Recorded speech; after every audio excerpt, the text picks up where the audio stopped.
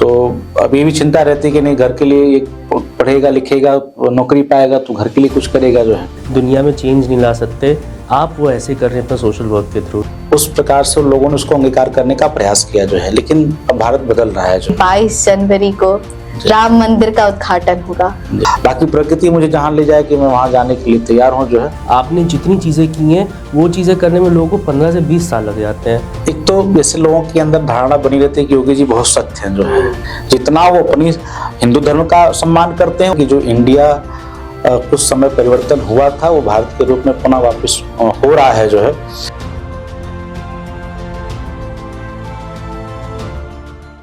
Good afternoon, sir, and dear audience.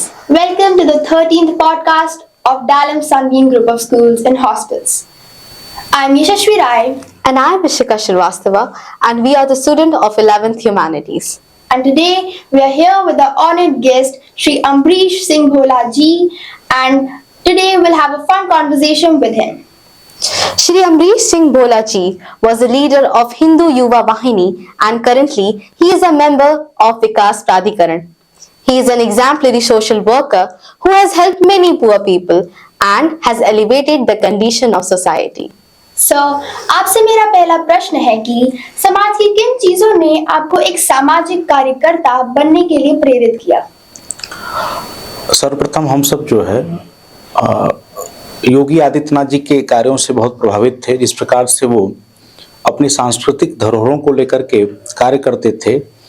और उस समय जिस समय देश के अंदर जो हम लोग देखते थे कि बहुसंख्यक समाज को चुराने का काम लोग करते थे जो है, और योगी जी संसद भवन के अंदर उन सभी विषयों को लेकर के वहाँ पे मुखर रहते थे जो है, अपनी संस्कृति को बचाने को लेकर के, अपनी संस्कृति को आगे बढ़ाने को लेकर के। तो उनसे हम लोग प्रभावित हुए और प्रभावित होकर के उनके सानिध्य में काम करना प्रारंभ की 2006 में जो है। और उन्हीं से प्रभावित होकर के उनकी प्रेरणा से ही आज हम लोग जो भी हैं उनकी प्रेरणा से ही। सर, मेरा एक क्वेश्चन है आपसे स्टार्टिंग में, आप अपनी जर्नी के बारे में बताइए, क्योंकि आपके बारे में हम सब लोगों ने सुना है, हर जगह आपके बारे में बात होती है, पर आपकी जो जर्नी है उसके बारे में ज़्यादा लोगों को अभी पता नहीं है। तो आपने स्टार्ट कैसे किया, क्या आपकी जर्नी अभी तक यहाँ तक की रही, उसके बारे में प्लीज़ बताइए। जब अपने छात्र जीवन से ही हम लोग कहीं न कहीं राष्ट्र अपने उन कह लीजिए जो देश के लिए जिन्होंने लड़ाई लड़ी, ऐसे क्रांतिकारियों से हम प्रभावित थे जो है। और जब उनको पढ़ते थे तो हमको भी लगता था कि नहीं, हमको भी समाज के लिए कुछ ऐसा अच्छा काम करना है कि जिससे लोग वो भी याद करें कि यहाँ आज़ादी के बाद भी कुछ लोग ऐसे हैं कि जो लोग देश के लिए और अपने प्रदेश के लिए सोच रहे हैं जो है। तो सोच के साथ काम करने की इच्छा जागृत हुई जो है। और उसी समय उसी दरमियान जो जब हम सब ये सोचते थे तो योगी आदित्यनाथ जी के से संपर्क हुआ जो है। उनसे संपर्क के बाद जो है से घर तो बहुत नहीं कह के छोड़ देता था कि नहीं, आप घर के लोगों की इच्छा थी कि आप पढ़ाई लिखाई करिए, कहीं किसी जॉब में जाइए जो है। घर वालों की इच्छा ये थी जो है। लेकिन अपने अंदर ये था कि नहीं, कहीं सामाजिक कार्यों में हम सबको लगना है, पढ़ाई के साथ साथ ये भी कार्य जरूरी है जो है। तो घर से छुप करके हम लोग काम करते थे। और कभी कभी ऐसा भी होता था कि मीडिया के माध्यम से घर वालों को जानकारी होती तो घर वाले भी बड़े डांटते थे कि पढ़ने लेकिन कहते थे कि जो है पढ़ने जाते हो कि तुम पॉलिटिकल कुछ एक्टिविटी में जाते हो। लेकिन हम लोग का जो भी कार्य करते थे वो सामाजिक हुआ करता था जो है। गोरक्षा को लेकर के काम करते थे जो है। और कहीं भी संस्कृति की हानि होती थी वहां पे हम लोग खड़े होते थे जो है। लेकिन घर वालों की भी अपनी सोच है कि भाई हमारा लड़का जो है पढ़े लिखे तो कहीं नौकरी करे जो है, क्योंकि घर का भी जीविकोपार्जन करना है। हम लोग एक मध्यम वर्ग से बिलोंग करते हैं जो है। तो अब ये भी चिंता रहती है कि नहीं घर के लिए पढ़ेगा लिखेगा नौकरी पाएगा तो घर के लिए कुछ करेगा जो है। लेकिन वो भी अच्छा, उनका भी सोचना सही था। लेकिन हम लोग अपने व्यू से सोचते थे कि नहीं हाँ ठीक है भाई, घर में इतना बड़ा परिवार है तो एक व्यक्ति नहीं कमाएगा, एक व्यक्ति सोशल एक्टिविटी में रहेगा तो क्या दिक्कत है उससे जो है। तो बड़ा सामंजस्य बना करके चलना बड़ा कठिन काम था। लेकिन उसी में जब धीरे धीरे अच्छा काम हम लोग करने लगे जो है, कठिनाइयों का सामना घर से तो होती थी, क्योंकि घर से झूठ बोल करके जाना पड़ता था जो है। चाहते कहीं और थे, बताते कहीं और थे जो है। तो धीरे धीरे लेकिन घर वालों ने भी देखा कि नहीं अच्छे ट्रैक पे चल रहा, कोई गलत संगत नहीं है, कोई गलत आदत नहीं है, तो उनका भी सपोर्ट धीरे धीरे मिलना शुरू हुआ जो है। और आज घर वालों के सहयोग सपोर्ट से ही पूरे समाज में जो कहीं भी सम्मान मिलता है तो उसमें अपने घर वालों, चूंकि हमारे दादा परदादा जो भी लोग थे वो भी सामाजिक थे। हाँ, बेसिकली वो लोग कहीं ना कहीं सरकारी जॉब में जरूर थे, लेकिन वहां पर रहने के बावजूद भी अपनी सोशल एक्टिविटी से लोगों को प्रभावित किया करते थे। कहीं ना कहीं वो प्रेरणा उन लोगों से भी हम सबको प्राप्त हुई कि नहीं, हमें भी अपने दादाजी परदादाजी से के पद चिन्हों पे चलना है, अपनी एक अलग पहचान बनानी है। तो इसी सोच के साथ एक अच्छा समाज में अलग छाप छोड़ने के लिए ऐसी नीयत से हम लोगों ने प्रारंभ किया जो है। सर, आप पहले इंसान हैं जिनसे मैं मिला हूँ जो अच्छे काम के लिए घर से चीज़ें छुपाते हैं। लोग यूजुअली गलत काम करते हैं और घर से छुपाते हैं, सर अच्छा काम कर रहे हैं और घर से छुपा रहे हैं। हाँ, चूंकि घर वालों की इच्छा, हार्दिक इच्छा ये थी कि कहीं ना कहीं हम जॉब में आए। अब हर एक माँ बाप की इच्छा होती है कि हमारा लड़का बड़ा हो, पढ़े लिखे, तो फिर वो कहीं जॉब में हो, क्योंकि उनकी भी अपेक्षाएं जुड़ी होती हैं परिवार चलाने को लेकर के जो है। तो वो भी, इनकी भी चिंता स्वाभाविक थी और उनको भी गर्व होता है कि नहीं ठीक है, चलिए और भी बच्चे हैं घर में जॉब कर रहे हैं, चाहे वो कहीं अपना नौकरी पेशा कर रहे हैं, इससे घर का चल रहा है। मैंने सामाजिक क्षेत्र में जो अपनी पहचान बनाई उसमें परिवार वालों का भी बहुत भरपूर बाद में सहयोग मिलना शुरू हुआ। पहले तो डांट पड़ती थी, लेकिन बाद में जब अच्छे कार्यों से जहां तारीफ होनी शुरू हुई कि नहीं अच्छा काम कर रहा, अच्छा चल रहा है जो है, तो लोगों ने, घर वालों ने भी अच्छा सहयोग किया जो है। इस चीज़ के लिए तो खुश होंगे सर कि जो लोग जॉब से अच्छी चीज़ें नहीं कर पाते, दुनिया में चेंज नहीं ला सकते, आप वो ऐसे कर रहे हैं अपना सोशल वर्क के थ्रू। इस चीज़ के लिए तो मैं मानता हूँ आपके घर वाले बहुत प्राउड होंगे। तो सर, मेरा आपसे प्रश्न ये है कि हिंदू युवा वाहिनी की स्थापना हमारे मुख्यमंत्री श्री योगी आदित्यनाथ जी ने सन 2002 में की जी। तो इसका उद्देश्य क्या था? सन 2002 में रामनवमी के पावन अवसर पर योगी जी ने इसका शुभारंभ किया था जो है।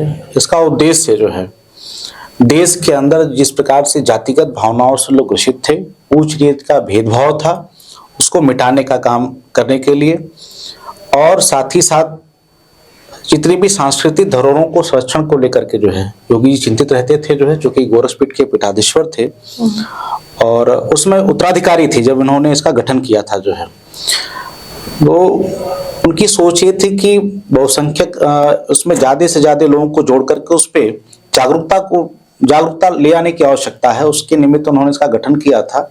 उसका परिणाम जो है, जब गोरखपुर से उन्होंने प्रारंभ किया जो है, तो गोरखपुर, फिर उसके बाद सिद्धार्थनगर, देवरिया, बस्ती, महाराजगंज, उसके साथ ही साथ युवाओं में जो नशा को लेकर के था जो है कि नशा करते थे, उसके खिलाफ भी आंदोलन योगी जी ने गोरखपीठ के माध्यम से, हिंदू वाहिनी के माध्यम से उन्होंने प्रारंभ किया जो है। और एक व्यापक असर हिंदू वाहिनी का जो है, जो सीमावर्ती नेपाल से सटे हुए जो है अपने जनपद थे, वहां से घुसपैठ की जो घटनाएं होती थी उस पर भी विराम लगाने के लिए हिंदू वाहिनी काम करती थी जो है। गोरक्षा को लेकर के उस पर काम करते थे। तो 2002 से लेकर के अनवरत हिंदू वाहिनी इन सब मुद्दों को, सामाजिक मुद्दों को लेकर के जो है व्यापक पैमाने पे सामाजिक समरसता सहभोज के माध्यम से समाज में जो व्याप्त खाई थी ऊंच और नीच का जो है, इस भेद को पाटने के लिए हिंदू वाहिनी का गठन महाराज जी ने किया था सन 2002 में। तो आखिरकार इसे बंद क्यों कर दिया गया? बंद नहीं किया गया, भंग किया गया। इकाई का बंद और भंग में दोनों में अंतर है जो है। चूंकि गठन की प्रक्रिया वर्षों से थी और वही लोग निरंतर काम कर रहे थे, एक ही पद पर वर्षों से जमे हुए थे जो है, तो उसमें फेरबदल करने को लेकर के कुछ, चूंकि महाराज जी जिन उद्देश्यों को लेकर के हिंदू वाहिनी का गठन किए थे, चूंकि उस समय हमको सत्ता से लड़ना था, अब योगी जी स्वयं सत्ता में है जो है, तो जो कार्य हमें बताने थे कार्य अब स्वयं करने हैं जो है। और योगी जी उन कार्यों को बेहद अच्छे तरीके से आज कर रहे हैं प्रदेश के अंदर। तो एक तो इकाई को उन्होंने भंग किया है। जब गठन की प्रक्रिया होगी जो उसमें कब होगा उनका निर्णय, चूंकि हिंदू वाहिनी के गोरक्ष पीठाधीश्वर हिंदू वाहिनी के मुख्य संरक्षक हैं जो है, तो उनका जब निर्णय होगा तो इकाई का फिर गठन भी होगा जो है। जी सर, आपने विकास प्राधिकरण में शामिल होने का निर्णय क्यों लिया और आपका अब तक का इसमें अनुभव कैसा रहा? बहुत अच्छा रहा। मुझे सन मार्च 2020 में उत्तर प्रदेश सरकार के द्वारा पूज्य महाराज जी के आशीर्वाद से वाराणसी विकास प्राधिकरण का नामित बोर्ड का सदस्य बनाया गया। मैं सौभाग्यशाली भी अपने आप को मानता हूं कि काशी जैसे बहुत ही महत्वपूर्ण जगह पे, काशी में बाबा विश्वनाथ की नगरी में और माननीय प्रधानमंत्री जी का संसदीय क्षेत्र है, संसदीय क्षेत्र में मुझे वाराणसी विकास प्राधिकरण जैसे बहुत ही महत्वपूर्ण जगह पे बोर्ड का मेंबर बनाया गया जो है, मुझे बहुत ही अधिक उसमें प्रसन्नता हुई कि मुझे इस महत्वपूर्ण विभाग में जिम्मेदारी मिली जो है।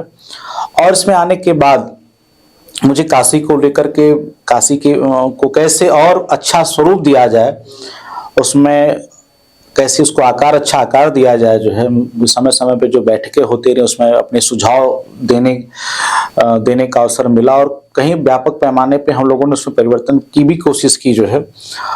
बहुत अच्छा अनुभव रहा और मैं अपने आप को सौभाग्यशाली मानता हूं कि मुझे ये दायित्व मिला जो है। और उसमें बहुत सारे, अब देखिए वाराणसी विकास प्राधिकरण में देश का पहला रोपवे जो है शुरू होने जा रहा है। हम लोग 2024 में वाराणसी कैंट स्टेशन से बैठ करके गोदौलिया तक जो है रोपवे में बैठ करके जाएंगे जो है।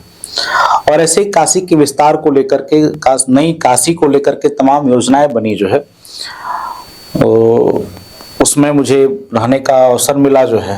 तो बहुत ही अच्छा लगा कि ऐसे महत्वपूर्ण जगह पर रह करके काशी के विकास को लेकर के मुझे उसमें सम्मिलित का अवसर रहने का अवसर मिला। रोपवे सर एक ऐसा प्रोजेक्ट है जो बड़े बड़े देश नहीं कर पाए और हम लोग यहाँ बनारस में कर रहे हैं। मैं एक और चीज़ जानना चाहता हूँ, आपने इतने कम टाइम में इतनी प्रोग्रेस कैसे कर ली? इतने कम टाइम में आपने शायद 3 या 4 सालों में आपने जितनी चीज़ें की हैं वो चीज़ें करने में लोगों को 15 से 20 साल लग जाते हैं। तो आप अपनी सीक्रेट बताइए कि आप ये कैसे करते हैं? कहते हैं कि देखिए, जब नींव मजबूत होती है तो बिल्डिंग बहुत अच्छी बनती है जो है।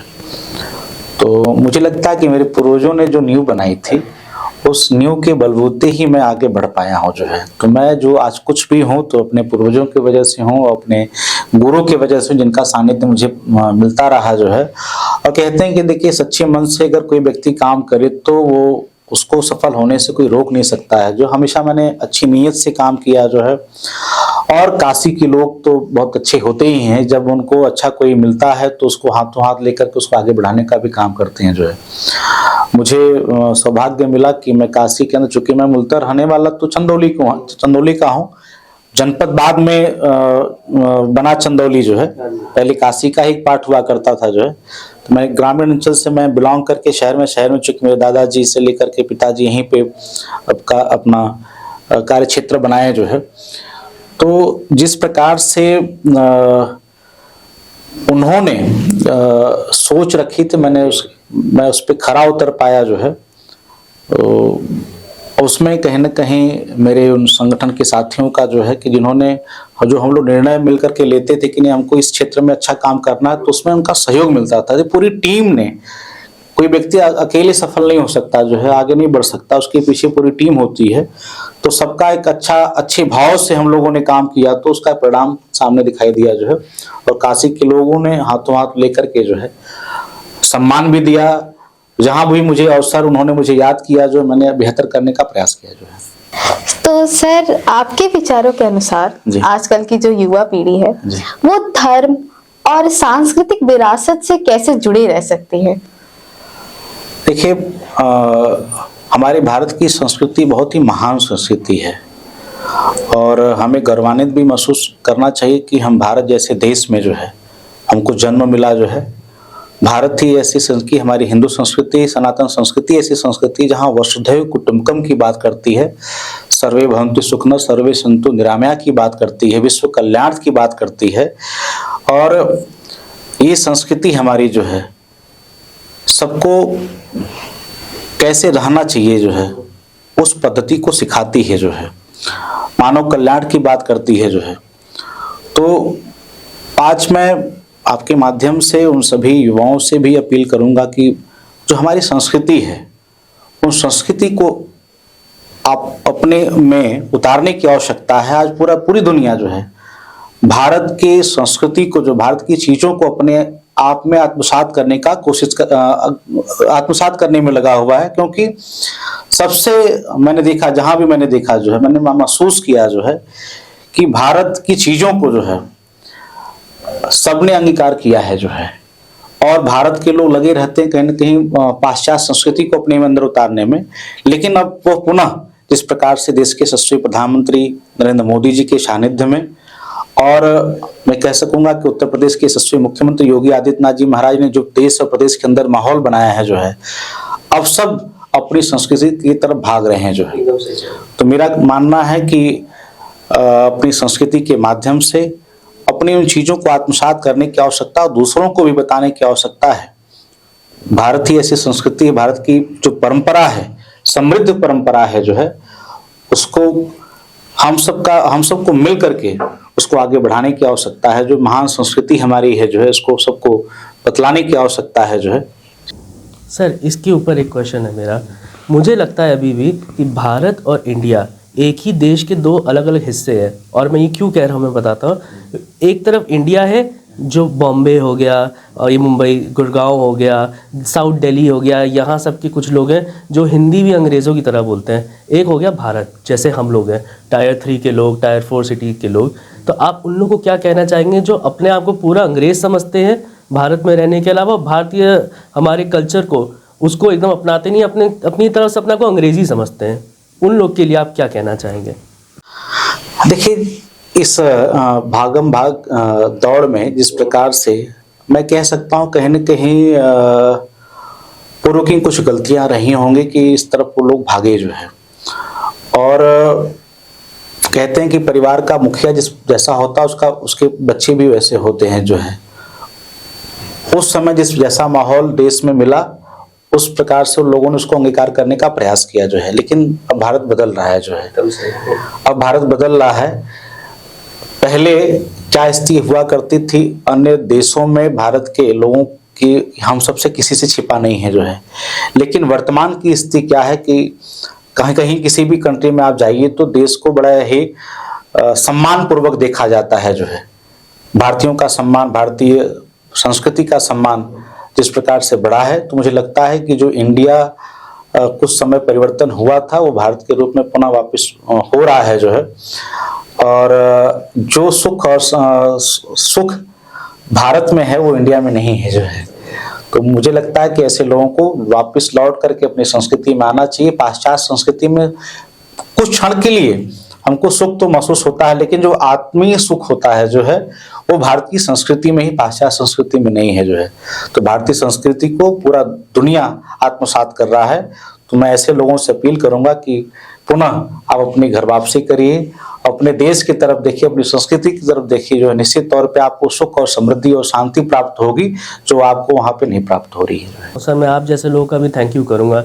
आप जैसे लोगों की वजह से, आप जैसे लोगों को लोग आइडल मानते हैं, तो अपनी संस्कृति की असली क्या वैल्यू है, अपनी संस्कृति के बारे में हिंदू होना क्या होता है, भारतीय होना क्या होता है, इसकी वैल्यू जानते हैं। सो थैंक यू आप जैसे लोगों को जो इसको प्रमोट कर रहे हैं इस चीज़ को। नहीं, आपका भी हृदय से धन्यवाद कि आपने ऐसा मंच तैयार किया जो है कि जहाँ पे इस प्रकार की बातों को रखना जो है, क्योंकि बातें भी लोगों तक पहुंचनी चाहिए।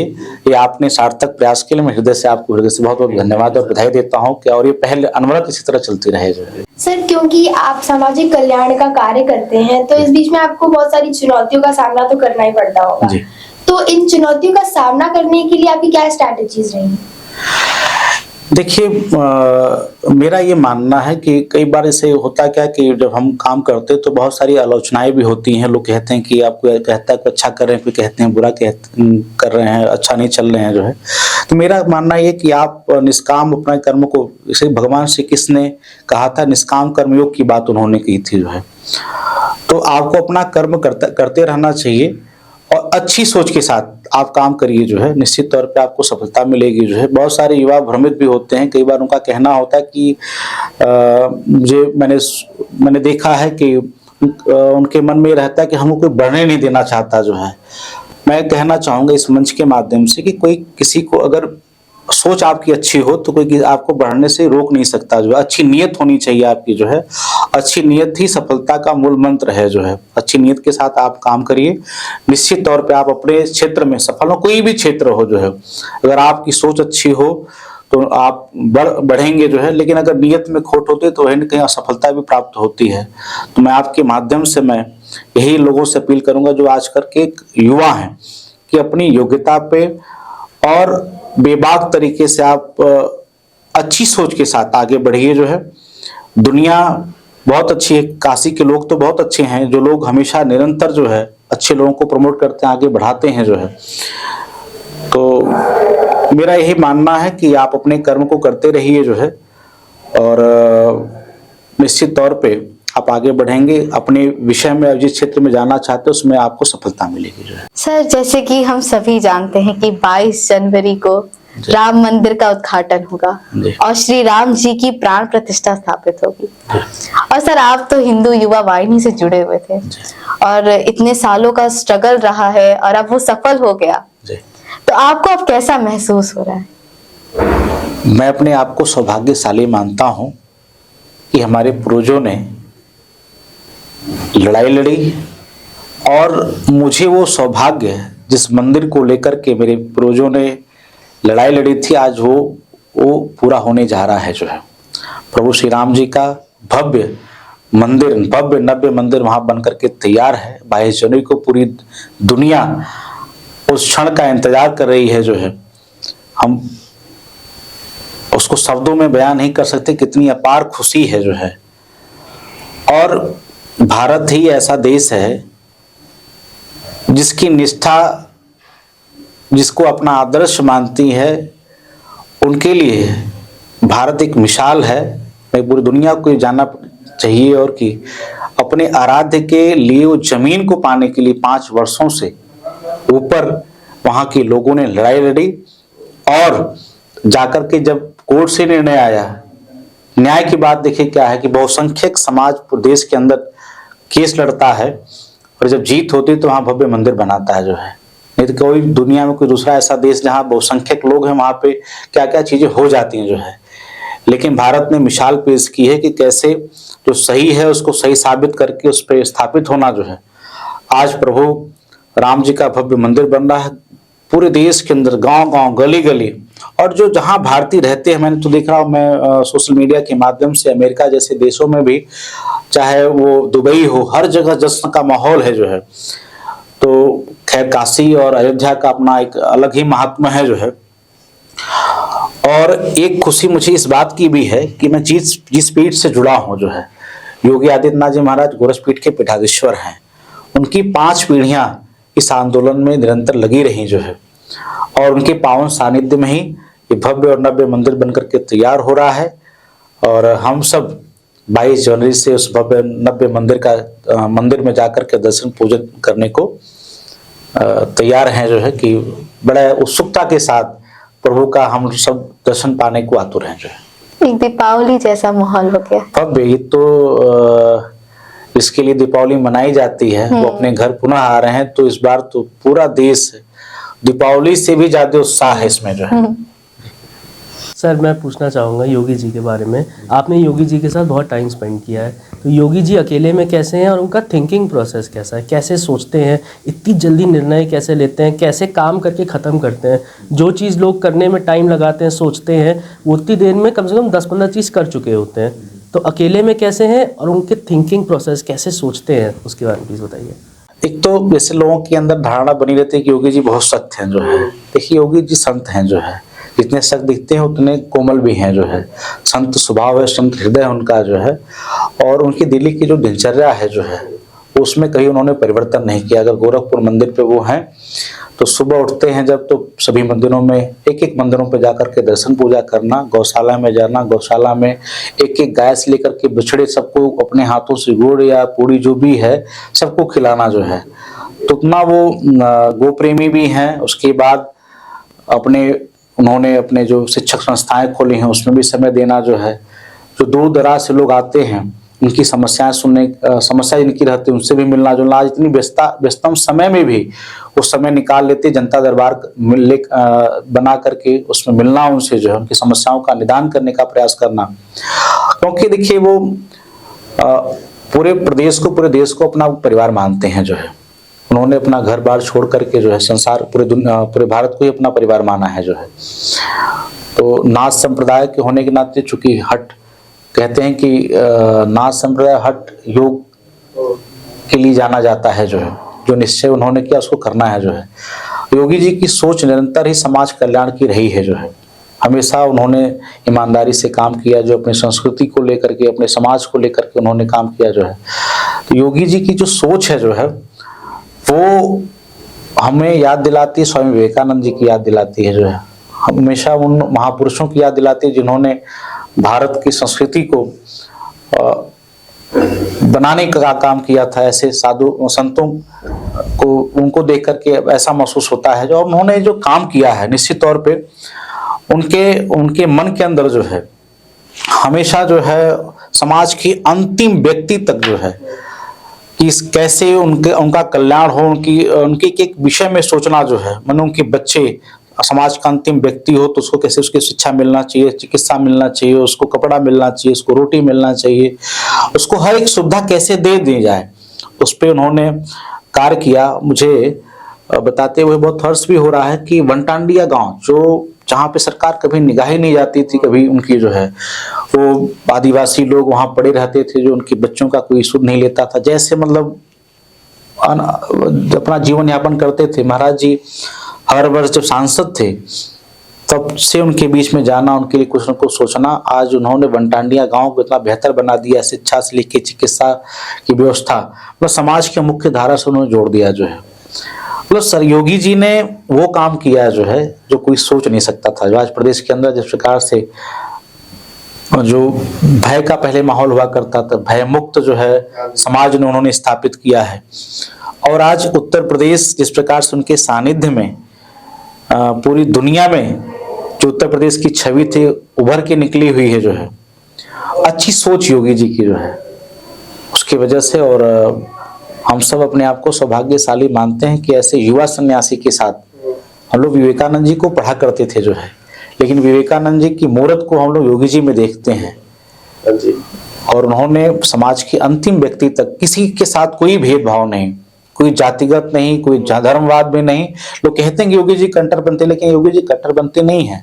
जितना वो अपनी हिंदू धर्म का सम्मान करते हैं उतना ही अनुसंस्कृति का भी सम्मान। का कहना है कि भाई आप अपनी संस्कृति में खुश हैं, हम अपनी संस्कृति में, लेकिन किसी का कोई ये मौलिक ये नहीं है कि आप किसी को जाकर के जबरदस्ती टॉर्चर करें, वो करें। जो आप अपनी जगह अपनी संस्कृति का प्रचार प्रसार करिए, तो किसी को दबाने का प्रयास उन्होंने नहीं किया जो है।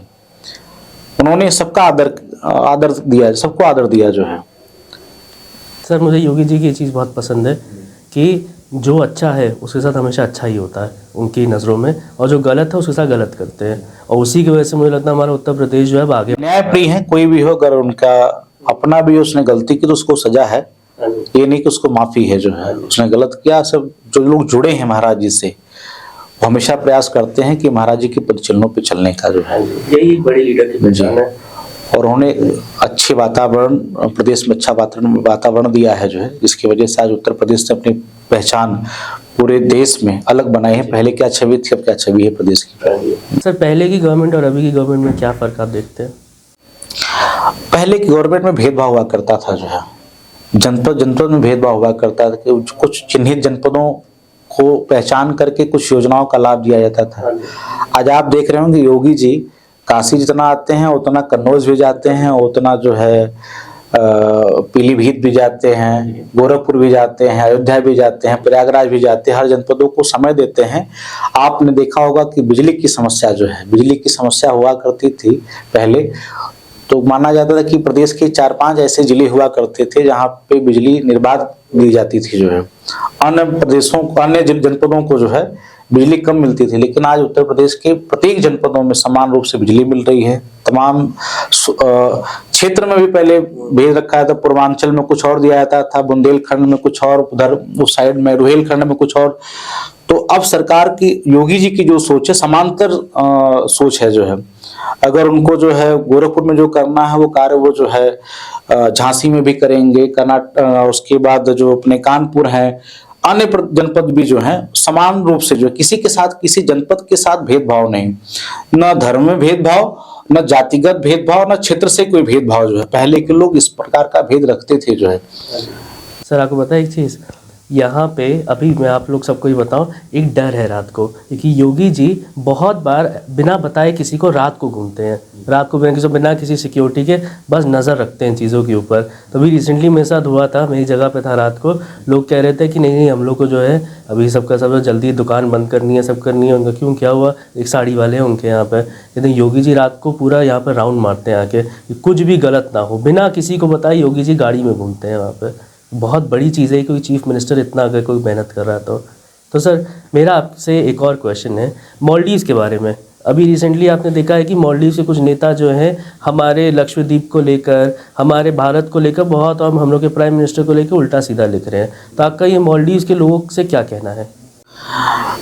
देखिए, किसी भी देश को, किसी भी नेता को जो है, किसी भी सामाजिक व्यक्ति को, किसी भी व्यक्ति को जो किसी के ऊपर अनैतिक शब्दों का इस्तेमाल नहीं करना चाहिए। जो गलत है जो है मैं उसकी निंदा करता हूँ। जो है मोदी जी ने जो कार्य किया जो है वो अपनी चीज़ों को बढ़ावा देने के लिए उन्होंने किया। भाई योगी जी जहाँ जाते हैं, आपको याद होगा अभी बीच में है काशी में मोदी जी जब आए सर्ववेद मंदिर गए। जो है सर्ववेद मंदिर में पहले भीड़ नहीं लगती थी, लेकिन मोदी जी जब अब गए आके में, वहाँ के मान जी ने बहुत उसको अच्छा बनाया है। जो है जब आप देखिए सर्ववेद मंदिर में कितनी भीड़ है। जो है मोदी जी जहाँ जाते हैं वहाँ पे भीड़ बढ़ जाती है। जो है लक्षद्वीप हमारे देश के अंदर जो है ऐसे द्वीप, बहुत सारे द्वीप हैं। जो है देखा जाए वहाँ पे तो एक ही है ना जो लोग जाते हैं, लेकिन हमारे देश के अंदर ऐसे तमाम प्रकार के द्वीप हैं जो जहाँ पे जी,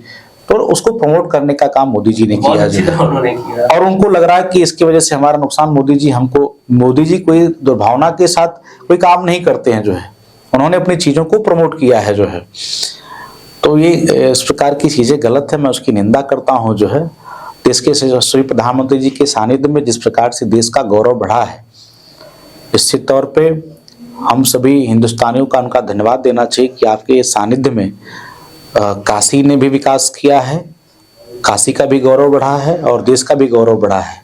जहाँ भी हिंदुस्तान के लोग जाते हैं उनको वहाँ बड़े सम्मान की निगाह से देखा जाता है। जो है तो लेकिन मैं ये भी कहना चाहूँगा कि जिसकी जैसी भावना होती है वो ऐसा ही सोचता है। जो है और ईश्वर ऐसे लोगों को जवाब भी देता है, प्रकृति ऐसे लोगों को जवाब देती है।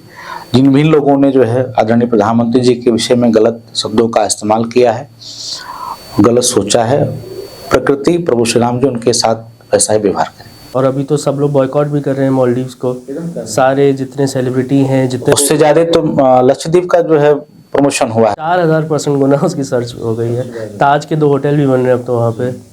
नहीं, अच्छा है, माननीय प्रधानमंत्री जी ने अच्छी पहल की है कि ऐसे जगहों को बढ़ाना चाहिए। जो हमारे देश के अंदर ही ऐसी बहुत सारी संभावनाएं, हमें देश के बाहर जाने की बहुत आवश्यकता नहीं है। जो है सर मैं आपके ऊपर आना चाहता हूँ, आज से 10 साल बाद अब आप अपने आप को कहाँ देखते हैं?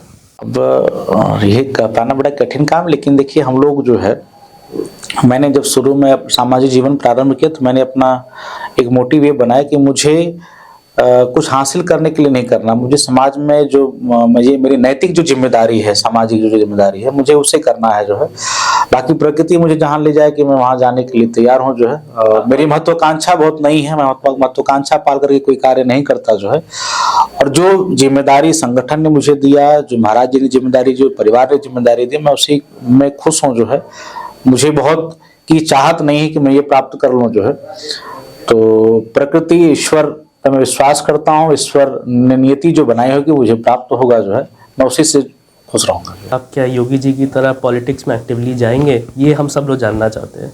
ये क्योंकि बहुत बड़ा सवाल हर जगह चल रहा है कि सर अब नेक्स्ट क्या करने जा रहे हैं? नहीं, संगठन ने, मैंने कहा कि संगठन ने मुझे जहाँ अवसर दिया, संगठन ने जो जिम्मेदारी मुझे दी कि मैं उसका निर्वहन करूँगा। जो है क्योंकि हम लोग संगठन के कार्यकर्ता हैं और अनुशासित कार्यकर्ता हैं, तो संगठन जो निर्णय लेता है, बाकी हर व्यक्ति की इच्छा होती है मैं ये बन जाऊँ वो बन जाऊँ। जो है लेकिन चूंकि हम लोग संगठन में काम किए हैं तो संगठन की चीज़ों को समझते हैं। जो है तो संगठन जो निर्णय लेगा, जहाँ कहेगा, संगठन जहाँ ले जाना चाहेगा, जहाँ जो जिम्मेदारी सौंपेगा, जो है उसका बखूबी निर्वहन करने का प्रयास हम लोग करेंगे। जो है सर आखिरी क्वेश्चन मैं आपसे पूछना चाहूँगा, जो लोग इसको देख रहे हैं, जो लोग आपको अपना आइडल मानते हैं, उनको आप क्या कहना चाहेंगे? उन युवाओं को आप क्या कहना चाहेंगे? आपकी इस मंच के माध्यम से मैं उन सभी युवाओं से एक अपील करना चाहूँगा। एक तो सबसे बड़ी चीज़ जो देश के अंदर कुछ लोग तथाकथित कुछ लोग जो है आपस में लड़ाने का काम करते हैं, जो है जातिगत भेद को लेकर के, जो है क्षेत्रवाद को लेकर के।